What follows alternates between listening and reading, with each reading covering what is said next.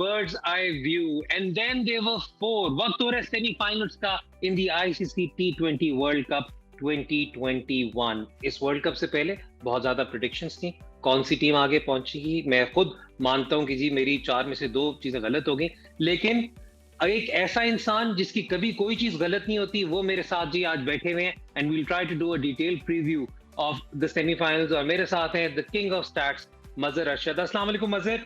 Mazhar, how excited are you regarding the semifinals? जी वालेकुम सलाम हैदर भाई।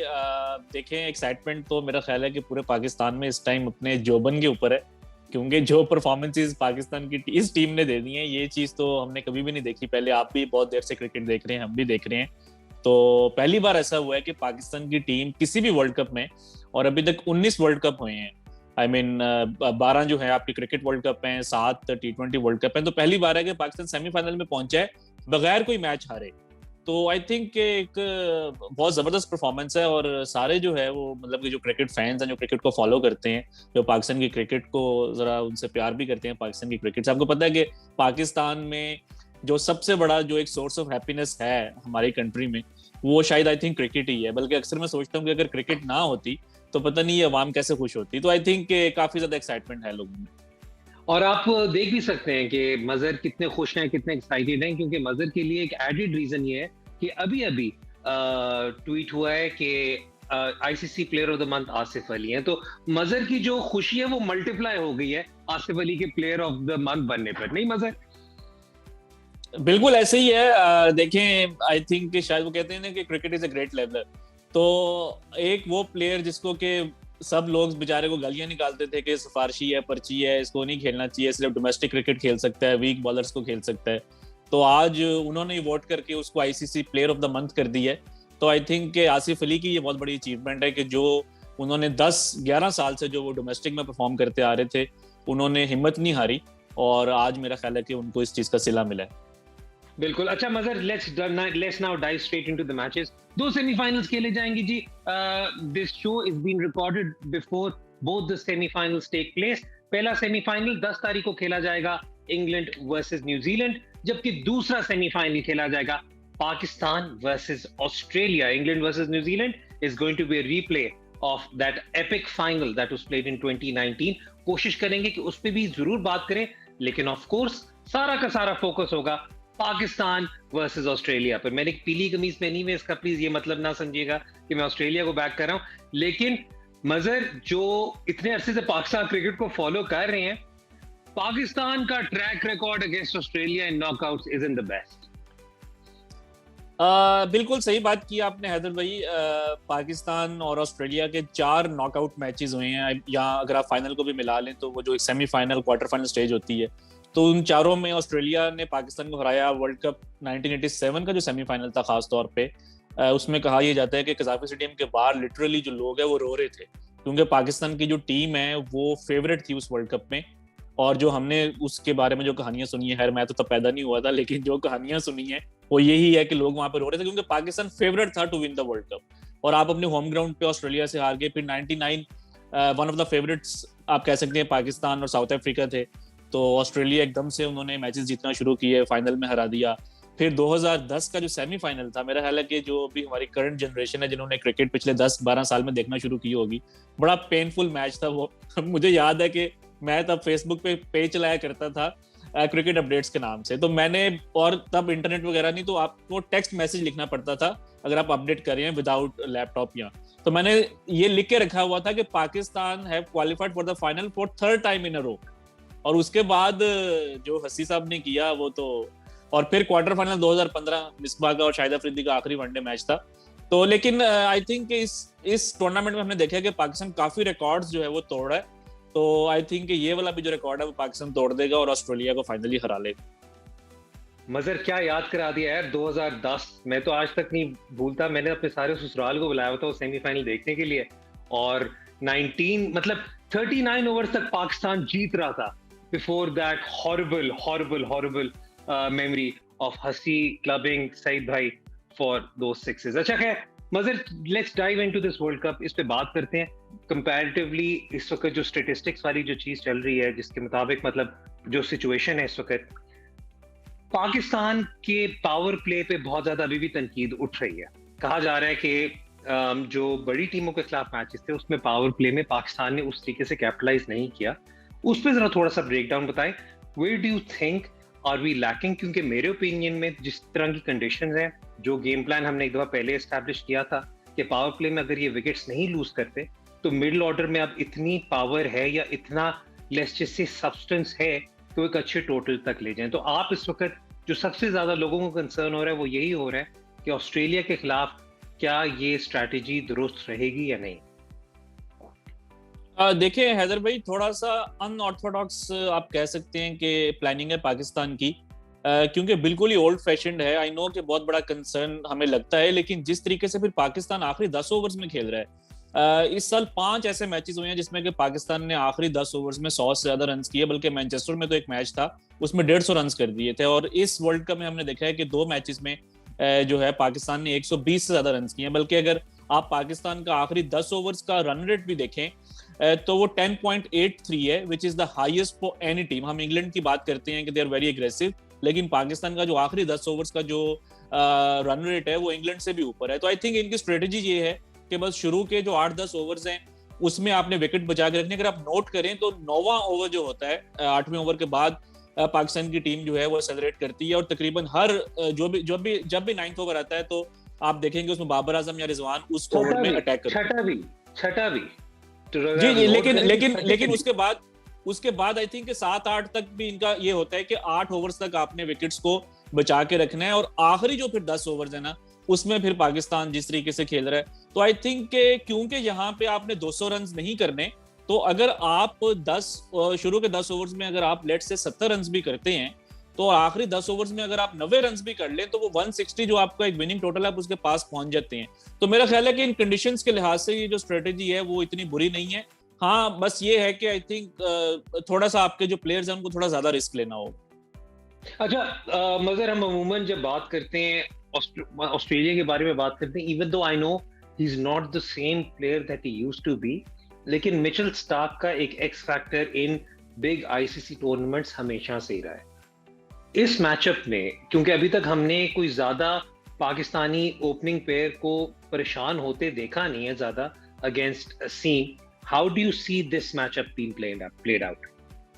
अच्छा देखें हैदर भाई, अच्छा कि आपने ये टॉपिक छेड़ दिया, क्योंकि रिजवान के जो नंबर्स है ना वो बड़े इंटरेस्टिंग है। रिजवान का लेफ्ट आर्म पेस के ऊपर जो एवरेज है वो 214 की है T20 इंटरनेशनल्स में, 214, यानी कि सिर्फ एक बार वो आउट हुए हैं। लेकिन इंटरेस्टिंगली वो एक बार जो आउट हुए थे उनका मिचेल स्टार्क ने आउट किया था 2019 में, जो पाकिस्तान का और ऑस्ट्रेलिया का टूर था उसमें। लेकिन तब ऑब्वियसली रिजवान अपने जो है आप कह लें उनकी पीक अभी स्टार्ट नहीं हुई थी, वो थोड़ा स्ट्रगल कर रहे थे, और 144 का स्ट्राइक रेट, बल्कि वो रिटर्न कर रहे थे into the team if I am not mistaken. जी बिल्कुल, तब वो आई थिंक उनके ऊपर काफी बातें भी हो रही थी कि आप सरफराज उस टाइम बड़े सक्सेसफुल कैप्टन थे तो उनको हटा के रिजवान को लाया गया था, कभी उनको ओपन करवा देते थे कभी नीचे, तो काफी बातें होती थी तब स्टार्क ने उनको आउट किया था। अदरवाइज लेफ्ट आर्म पेस के ऊपर उनका स्ट्राइक रेट भी बहुत अच्छा है, 144। और अगर हम इस टूर्नामेंट में देखें तो मिचेल स्टार्क का जो राइट आर्म जो बैट्समैन है, उसके जो राइट हैंड बैट्समैन है, उन पे जो उनका इकोनॉमी है वो 9.22 का है।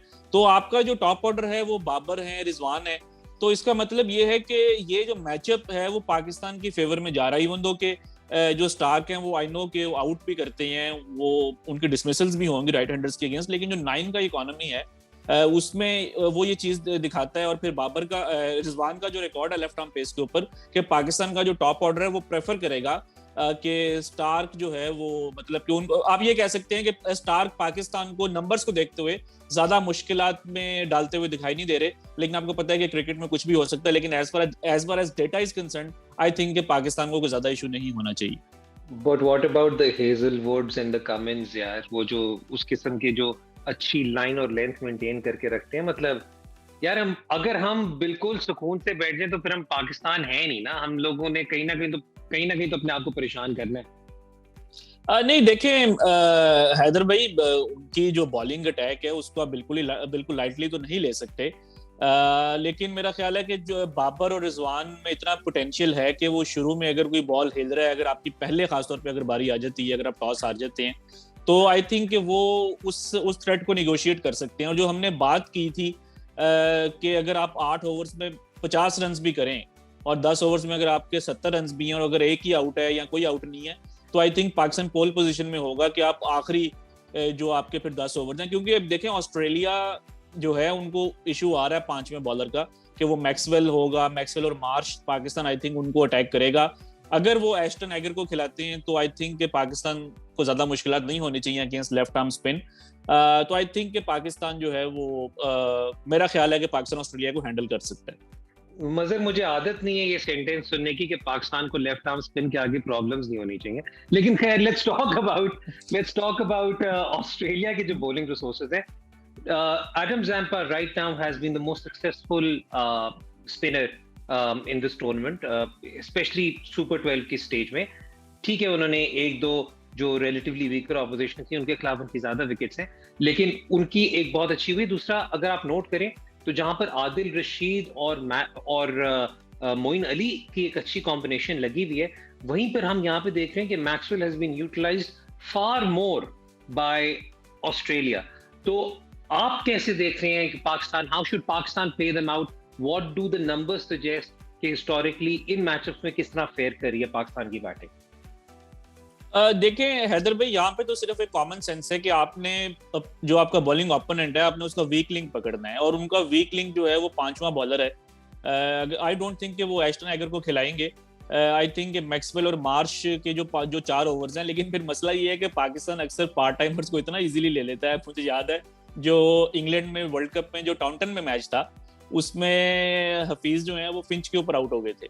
तो मतलब कि ठीक है आप उनके पार्ट टाइमर्स को अटैक करते हैं, लेकिन उसमें भी आपको जरा थोड़ा सोच समझ के शॉट्स मारनी होती हैं। लेकिन एक बात जरूर है, जो आपने स्पिन की बात की थी उसके अंदर अगर हम इस साल कई जो आप कह लें कि जो बड़े बड़े बैट्समैन हैं, जिसमें विराट कोहली आगे, फिंच हैं, विलियमसन है, रिजवान है, बटलर, इवन जॉस बटलर भी, वो स्पिन के ऊपर जो है थोड़ा आप कह लें कि फंसे हैं। और बल्कि रिजवान जो हैं वो इस T20 वर्ल्ड कप में सिर्फ स्पिनर्स के ऊपर ही आउट हुए हैं, किसी भी फास्ट बॉलर ने उनको आउट नहीं किया। तो आई थिंक कि यहाँ पे वो चीज़ें जो जहाँ पे पाकिस्तान को केयरफुल होना होगा।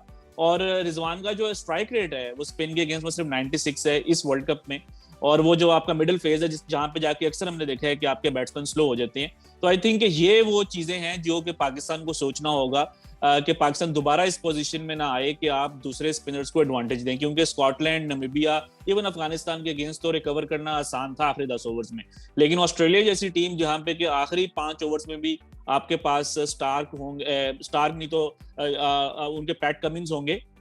तो आई थिंक कि ये वो है कि पाकिस्तान को कोशिश करना होगी कि मिडिल ओवर्स में ज्यादा स्लो ना हो। अच्छा, ये आपने मजर बहुत अच्छी बात पॉइंट आउट की, क्योंकि जब हम बिल्कुल वर्ल्ड कप से पहले प्रीव्यू कर रहे थे और बात कर रहे थे पाकिस्तान टीम की, तो हमने ये वाली बात पॉइंट आउट की थी जब बाबर और रिजवान पे बहुत ज्यादा था। हमने ये वाली बात पॉइंट आउट की थी कि रिजवान का strike rate in the power play was amongst the highest, if not the highest, since 2019, और उसके बाद सिंस 2020 आई थिंक। और फिर उसके बाद सिचुएशन ये है कि मिडिल ओवर्स में वो स्लो करते थे और डेथ में वो एक्सेलरेट करते थे। तो आप यही कहते थे कि मेरी फ्रस्ट्रेशन इस बात पर ही है कि जो प्लेयर डेथ में इस तरह स्कोर कर सकता है वो मिडिल में भी कर सकता है। तो do you think there is going to be a situation, क्योंकि हमने इस दफा दोनों बाबर और रिजवान को ये करते देखा है कि मिडिल ओवर में बाबर ने टेक ऑन किया है बैटिंग को, he has thrown his bat, bowling को he has thrown his bat there. तो आई थिंक थोड़ा सा इन दोनों में भी कॉन्फिडेंस ज्यादा होगा कि हमारा जो मिडिल ऑर्डर है they can take the game on as well, so we should go and play our natural game in the middle, या should they look for a more aggressive approach? देखिए हैदर भाई, इस टाइम एक बहुत बड़ा जो मसला चल रहा है, आई डोंट नो कि वो क्या है, ये कोचेज ही बेहतर बता सकते हैं, कि आपके जितने भी इस टाइम दुनिया के लीडिंग बैट्समैन हैं, that is including Virat Kohli, Williamson, मैंने आपको अभी उनके स्टैट्स भी बताए, वो स्पिन के ऊपर आके ना स्लो डाउन हो जाते हैं। अब या तो ये स्ट्रेटेजी ऐसी है कि मिडिल ओवर्स में आपने विकेट बचानी है, या वो स्पिनर्स के ऊपर वैसे फंसना शुरू हो जाते हैं। I don't know the reason behind it, लेकिन नंबर से दिखाते हैं कि वो स्पिनर्स के ऊपर जो है उनका स्ट्राइक रेट कम हो जाता है। अब अगर आप रिजवान की ही बात करें तो रिजवान का फास्ट बॉलर्स के ऊपर जो स्ट्राइक रेट है इस वर्ल्ड कप में 140 का है, और 157 रन हैं, कोई डिसमिसल नहीं है, यानी कि फास्ट बॉलर्स को वो कंफर्टेबली खेल रहे हैं। लेकिन क्योंकि फास्ट बॉलर्स मिडिल ओवर्स में ज्यादा बॉलिंग नहीं करते तो वहां पे शायद वो फिर थोड़ा स्लो डाउन हो जाते हैं। तो आई थिंक कि ये तो अब कोचेज ही जो है वो मतलब कि बेहतर जो प्लेयर्स हैं उनको गाइड कर सकते हैं। लेकिन मेरा मानना ये है कि पाकिस्तान के पास बैटिंग रिसोर्सेज इतने ज्यादा हैं कि आप देखेंगे इस पूरे वर्ल्ड कप में अभी तक ना हमने शादाब को बैटिंग करते देखा, आई मीन प्रॉपरली, ना हमने हसन अली को देखा, ना हमने इमाद को देखा। तो अगर रिजवान मिडिल फेज में रिस्क लेते हुए आउट भी हो जाते हैं तो आपके पास शोएब मलिक है नीचे, वो आके स्पिनर्स को हैंडल कर लेंगे। तो आई थिंक रिस्क लेना जो है वो इंपॉर्टेंट है। आपने शोएब मलिक की बात की, Shoaib Malik, oh my God, what a wonderful few innings और what a wonderful world cup for Shoaib Malik. आपने वाली बात पॉइंट आउट की थी कि आई थिंक 2009 के बाद उन्होंने कोई 50 नहीं मारी थी किसी आईसीसी टूर्नामेंट में, उन्होंने वो भी कसर पूरी कर दी। उसके अलावा मलिक साहब ऐसे ऐसे मौकों पर आकर उन्होंने आई थिंक अपने डिट्रैक्टर्स को इतना गलत प्रूव किया। So let's have a Shoaib Malik tribute Mazhar. I think Malik deserves a tribute from Mazhar Arshad. बिल्कुल, मेरा ख्याल है कि शोएब मलिक ने जो है वो आई थिंक काफी लोगों को गलत साबित किया है। लेकिन ये एक बात है कि जब उनको सिलेक्ट किया गया था नेशनल टी20 के बाद और जब हमने पिचेस देखी थी आईपीएल में, तो तब हैदर भाई आपने भी ये बात की थी, हमने भी इस चीज को डिस्कस किया था कि तब ये सिलेक्शन इतनी बुरी नहीं लग रही थी। हाँ, आज से 6 महीने पहले, 7 महीने पहले जब हम ये सोच रहे थे कि वर्ल्ड कप इंडिया में होगा, 170 180 आपका विनिंग टोटल होगा, या उससे पहले जब ये प्लानिंग थी कि वर्ल्ड कप ऑस्ट्रेलिया में होगा जहाँ पे कि आपको पता है कि जरा थोड़ा अग्रेसिव खेलना होता है, तो हमारे ज़हन में इस तरह के डाउट्स थे। लेकिन मेरा ख्याल है कि इस वर्ल्ड कप में फिर जिस तरीके से शोएब मलिक ने खेला है, बियॉन्ड एक्सपेक्टेशंस है। यानी कि 18 गेंदों के ऊपर 50 करना उनके करियर की फास्टेस्ट 50 है। मतलब कि आप कोई बाकियों को तो छोड़ ही दें, पिछले वो 20-21 साल से खेल रही हैं, कभी हमने नहीं देखा कि उन्होंने 18 गेंदों के ऊपर 50 किया हो। और सबसे बड़ी बात यह है कि जो स्मार्टली वो खेल रहे हैं कि स्पिनर्स को वो खुद अटैक करते हैं और फास्ट बॉलर्स के ऊपर वो आसिफ अली को आगे ले जाते हैं। तो शायद यही एक वजह थी कि बाबर आजम बहुत ज्यादा उन्होंने बैक किया था शोएब मलिक को, क्योंकि इस तरह का एक इंटेलिजेंट माइंड आपके अगर कैंप में हो, आपकी टीम में हो, तो काफी चीजें जो है वो आप कह लें कि बेहतर हो जाती हैं। तो आई थिंक शोएब मलिक बहुत ज्यादा क्रेडिट जो है उनको जाता है इस परफॉर्मेंस का भी और टीम को भी कैरी करने का, बीइंग ए सीनियर। हाँ जी, एब्सोल्युटली। अच्छा मजीद, बहुत ज्यादा हमने इधर तो कॉन्वर्सेशन कर ली। आई थिंक उस वाली बात पे तो डिस्कशन करना फजूल है कि पाकिस्तान अगर टॉस जीते तो क्या करना चाहिए। We know what Pakistan team is going to do in Dubai, especially in an evening game if they win the toss. बात करते हैं दूसरे सेमीफाइनल की। दूसरा सेमीफाइनल अब कल खेला जाएगा और दूसरे सेमीफाइनल में आपको 2019 का वर्ल्ड कप फाइनल का रीप्ले है। न्यूजीलैंड, मुझे लग रहा है, ये वाली बात मैं रेहान से भी कर रहा था, कि काफी हद तक अंडर द रेडार इसलिए चला गया क्योंकि उस ग्रुप में इंडिया के हारने की हाइप ही इतनी ज्यादा थी कि सारे भूल गए कि New Zealand since 2015 has been one of the most consistent performers in world cricket. मैं आईसीसी टूर्नामेंट्स नहीं कहूंगा, वर्ल्ड क्रिकेट कहूंगा। 2 फाइनल्स खेल चुके हैं, वो टेस्ट चैंपियंस हैं। मतलब it is not a surprise for this generation of New Zealand to be where they are. Haider भाई, आपकी बात से मैं बिल्कुल एग्री करता हूं। और अगर हम फैक्ट्स की भी बात करें तो since 2015, I mean since the start of 2015, New Zealand दुनिया की वाहिद ऐसी टीम है जिसने चारों वर्ल्ड कप्स के सेमीफाइनल में क्वालिफाई की है। 2015 का वर्ल्ड कप भी जो 50 ओवर्स था, 2019 में दोनों में फाइनल में गए, और 2016 का टी20 वर्ल्ड कप और अब 2021 का। और कोई ऐसी टीम नहीं है जिसने कि चारों वर्ल्ड कप के सेमीफाइनल्स में क्वालिफाई किया हो। फिर इसके अलावा ICC test champions trophy, ICC test championship जो थी उसके भी वो विनर है। उन्होंने इंडिया को फाइनल में साउथहैम्पटन में भी हराया था। तो आई थिंक टूर्नामेंट्स की टीम एक बनती जा रही है न्यूजीलैंड की टीम की। अगर उनकी बायलैटरल सीरीज में अगर परफॉर्मेंस ज्यादा कन्विंसिंग नहीं भी, अभी तो वैसे वो थ्रू आउट मतलब के जो भी उनकी क्रिकेट है उसमें अच्छा खेल रही हैं, लेकिन आईसीसी इवेंट्स में या ग्लोबल इवेंट्स में वो हमेशा जो है कोई आप कह लेंगे उनमें एक एक्स्ट्रा एक मोटिवेशन, एक उनमें एक एक्स्ट्रा एनर्जी नजर आती है। और आप देखेंगे दुनिया में सिर्फ ऑस्ट्रेलिया एक ऐसी टीम है जिसने कि टी20 और जो क्रिकेट वर्ल्ड कप है इन सबको मिला के 12 सेमीफाइनल्स जो है उन्होंने खेले हैं। आई मीन 12वां इस बार होगा। उसके बाद पाकिस्तान और न्यूजीलैंड है जिन्होंने 11 बार सेमीफाइनल तक क्वालिफाई किया है। तो आई थिंक न्यूजीलैंड के बारे में हम ये कह सकते हैं कि वो टूर्नामेंट्स की टीम है। हमेशा जब भी कोई बड़ा टूर्नामेंट आता है उनकी परफॉर्मेंस उतनी अच्छी हो जाती है। लेकिन जो खास बात है इन दोनों टीमों की है कि both of them are very very clinical, both of them spend a lot of time planning and preparing. आप इस मैचअप को कैसे देखते हैं, especially now in terms of England's preparation, क्योंकि जेसन रॉय इंजर हो गए. Jason Roy was a very important cog in England machinery.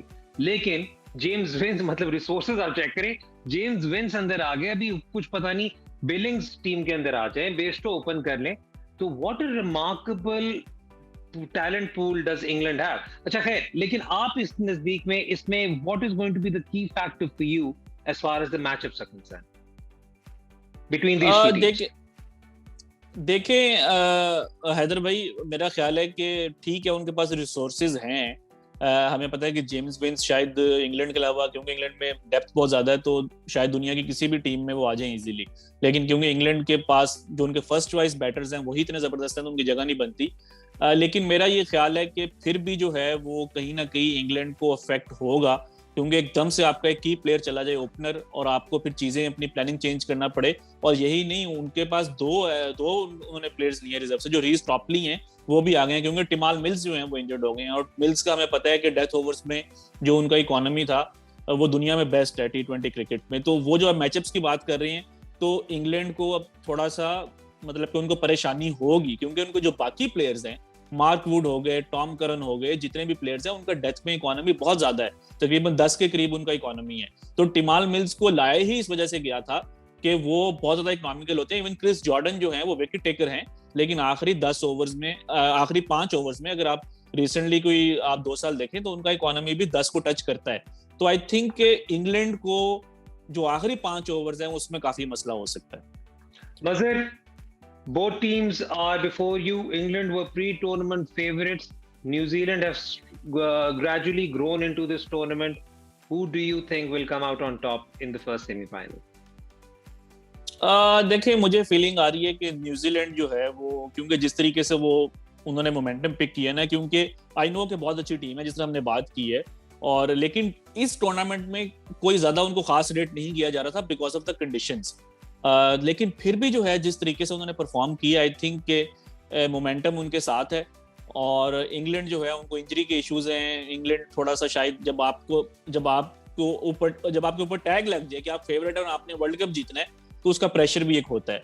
तो आई थिंक के न्यूजीलैंड जो है वो मुझे फाइनल में जाता हुआ दिखाई दे रहा है, और आई थिंक पाकिस्तान और न्यूजीलैंड का फाइनल होगा. मजर, थैंक यू सो मच. मैं यही सुनना चाहता था. दूसरी प्रेडिक्शन तो मैंने आपसे पूछनी नहीं थी, क्योंकि मैंने क्यों आपको अननेसेसरी आप पे प्रेशर डालूं. लेकिन ये था जी हमारा आज का शो. ये था हमारे एनालिसिस, आप प्रीव्यू ऑफ द 2 सेमीफाइनल्स. आपको कैसा लगा? अपना फीडबैक हमें जरूर दीजिएगा. टिल नेक्स्ट टाइम, मजर अरशद और हैदर अजहर को इजाजत दें. खुदा हाफिज.